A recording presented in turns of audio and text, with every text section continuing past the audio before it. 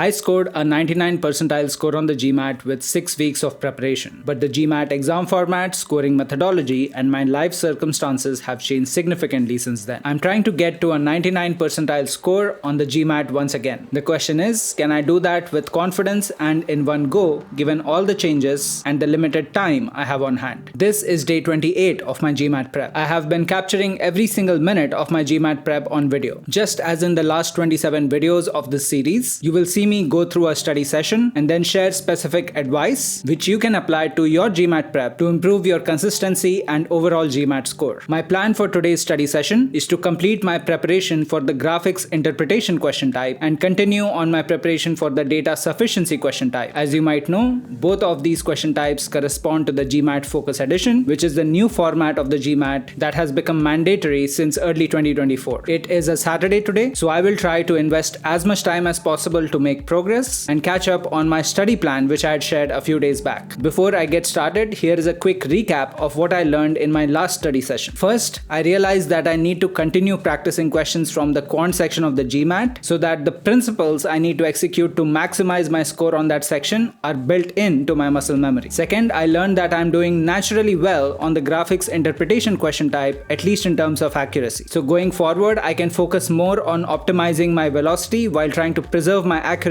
on that particular question type. Those learnings are going to inform how I'm going to approach my study session today. With that said, it is time for me to jump into the practice sets, and I will share some of my learnings shortly.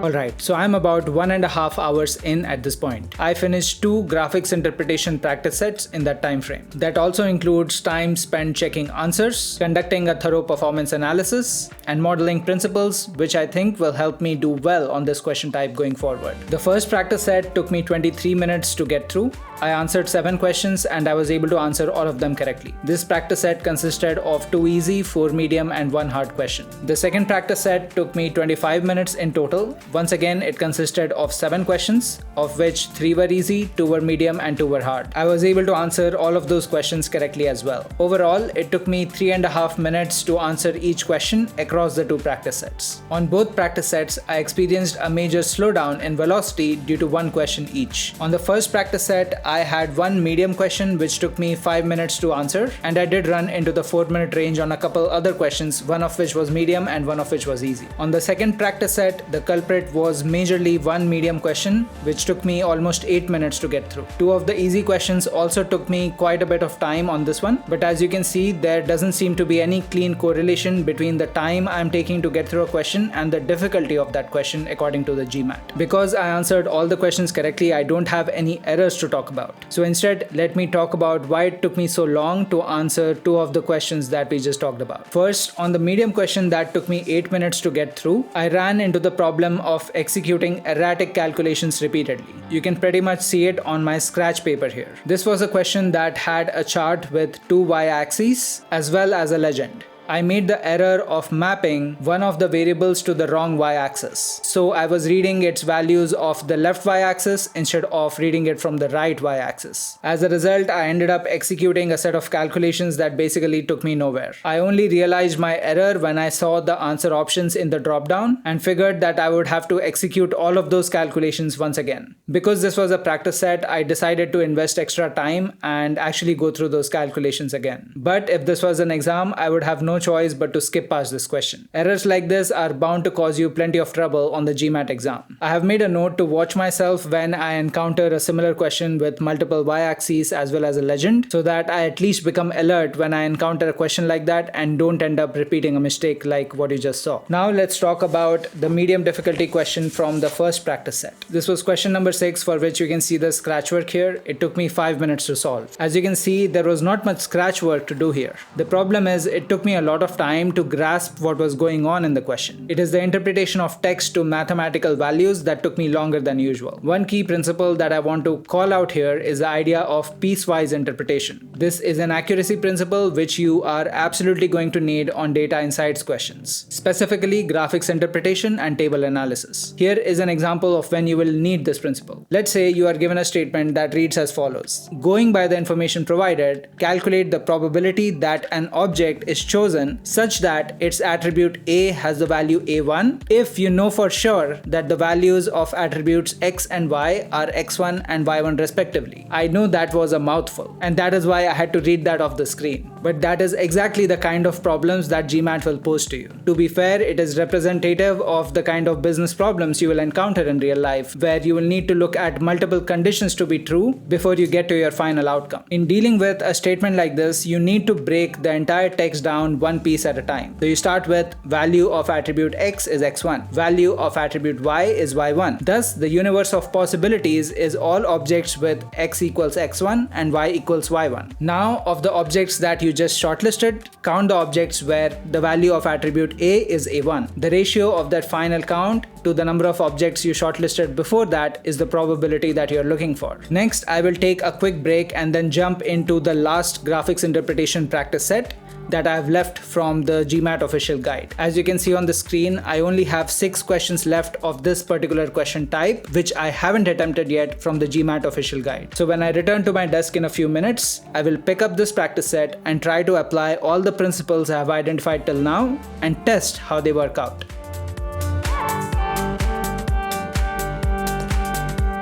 Alright, so I took a quick break there for dinner, and after returning to my desk spent a couple hours going through practice sets. About 25 minutes of that was spent on the last graphics interpretation practice set. I took 15 minutes to answer 6 questions, all of which I answered correctly. Overall, the principles I have identified to make my accuracy and velocity work on the graphics interpretation section seem to be working well. I will continue to stick to them and also find improvements going forward. I am beginning to hit a plateau on my velocity as far as the graphics interpretation question type is concerned. I do continue to spot ways to improve my velocity on one-off questions, but unfortunately those are not ideas that will help me boost velocity across the board. As I transition my data insights preparation into the continued practice mode over the next few days, I will continue to watch all question types for opportunities to improve velocity and accuracy. After I was done with the graphics interpretation practice set, I jumped into a data sufficiency practice set. That took me another 70 minutes or so. The data sufficiency practice set took me 47 minutes to get through, during which I solved 26 questions in total. I got 23 of those questions right. I will put the question numbers I answered in this practice set in the video description just so you have a reference point. The 3 questions I answered incorrectly were 328, 288 and 268. I attempted each of those questions right after I was done checking my answers, and I was able to answer each of them correctly. Fortunately, I was able to answer them right without looking for a hint or without looking at the solution in the official guide. Overall, I think the mistakes were just a result of me being tired. It is 11:50 PM where I am, and I am definitely not at my sharpest. In fact, I even made an error in picking question numbers that I wanted to include in this practice set, and that is why I'm going to put those numbers in the video description. That said, let's talk about the 3 mistakes I made. On question 268, I made a mistake in simply tracking what I was working on. As you know, on data sufficiency questions, you have to first try to solve the entire question using statement 1 only, then using statement 2 only, and then finally using both the statements together. The error I made was in using information from statement 1 while I was trying to figure out if I could arrive at an answer using statement 2 only. As I was mentioning earlier, part of this is because I was just getting tired and as a result losing focus. This is not a heroic way to lose credit on the GMAT, but things do happen when you lose focus, and that is why you need to practice things enough so that you are not making these errors even when you're not at your best. Next, let's talk about question 328. This is where I think the error I made was actually a genuine one. Answering this question right requires you to identify an insight that is not explicitly stated in the question. Speaking in general terms, you are supposed to identify that a variable that the question is using can only be a whole number. You can only do that if you pause and think a little deeper about the problem. If you don't, it is very easy to assume that the variable could also be a fraction or a decimal, and the moment you do that, you are not going to be able to answer this question right. I'd like to believe that on a different day and in a different state of mind, I would be able to answer this question right in a single attempt. That said, I have made a note of this question number and I do want to reattempt it at some point of time in the future. Overall, the only corrective action that I can take away from this question is to try to keep my mind sharp for as much of the GMAT as possible so that I'm noticing little details that may or may not be mentioned in the question. Lastly, let's talk about question number 288. On this one, I was was simply not following the principle of write things down properly. Part of this is once again because I'm tired, but part of it is also because of the pen I'm being forced to use. As I've mentioned in my previous videos, I would very much prefer to use a pen with a thinner stroke. Unfortunately, I have not been able to find a dry erase marker with a thinner stroke than the one I am using right now. Given GMAT limitations, I don't have a choice but to use the pen I have right now, and that means I will just have to make the best of it. That is why I'm also using the same pen for all my practice sessions,